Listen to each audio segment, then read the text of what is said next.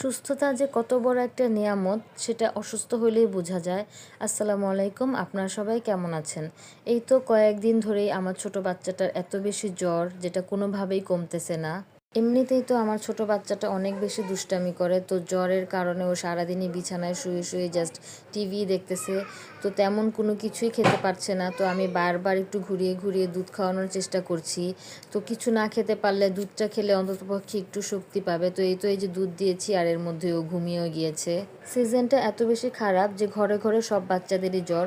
তো আমি ওকে ডক্টর দেখিয়ে ওষুধ নিয়ে এসেছি। ডক্টর বলেছে ওই ওষুধ খেয়ে যদি ওর জ্বর কমে তাহলে তো আলহামদুলিল্লাহ, না হয় কিছু টেস্ট করতে হবে।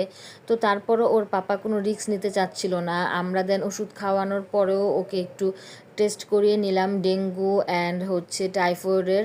তো আলহামদুলিল্লাহ আমার ছেলে সব কিছুই নেগেটিভ এসেছে, বাট স্টিল ওর জ্বর কমতেছেই না। নাপা খাওয়ালে কিছুক্ষণ কম থাকে, দেন তারপর আবার ওর জ্বর আসে। আর সবচেয়ে বড় কথা হচ্ছে ও কোনো কিছুই খেতে পারতেছে না। এই জ্বরটা আমার হলে হয়তো আমি সহ্য করতে পারতাম, বাট আমার বাচ্চাদের কোনো কিছুই আমি সহ্য করতে পারি না। আল্লাহ তাআলা ওদেরকে সুস্থতা দান করুক।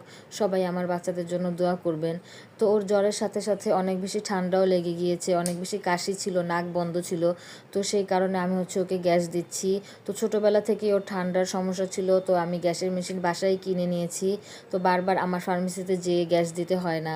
আর ছোট বাচ্চারা অসুস্থ থাকলে ঘরে কোনো কাজই করা যায় না। আমার যে কি রান্না হচ্ছে, কি খাওয়া হচ্ছে, কোনো কিছুই বলতে পারতেছি না।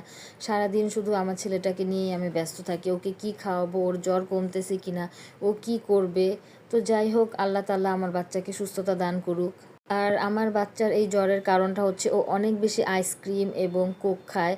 তো যাই হোক, যার আমার মতন এরকম ছোট বাচ্চা আছে তাদেরকে সবাইকেই বলতেছি এই কোক এবং আইসক্রিম থেকে দূরে রাখবেন, কারণ এই সিজনটা অনেক বেশি খারাপ। একবার জ্বর হলে বাচ্চাদের অবস্থা অনেক বেশি খারাপ হয়ে যায় আর অনেক বেশি মুখে অরুচি চলে আসে। তো যাই হোক, আমার বাচ্চার জ্বর কমার সাথে সাথেই আমি ওর চুলটা ফেলে দিয়েছি, কারণ ওর চুলটা অনেক বড় ছিল, যেটা সবারই নজর লেগে যেত। আলহামদুলিল্লাহ বর্তমানে আমার বাচ্চাটা একটু সুস্থ আছে। তো এই কারণে আমি ব্লগ আপলোড করতে পারিনি। ইনশাআল্লাহ সব কিছু ঠিক থাকলে আবার নিয়মিত ব্লগ আপলোড করব। সবাই আপনারা আমাদের জন্য দোয়া করবেন, বেশি বেশি করে লাইক, ফলো এবং কমেন্ট করবেন।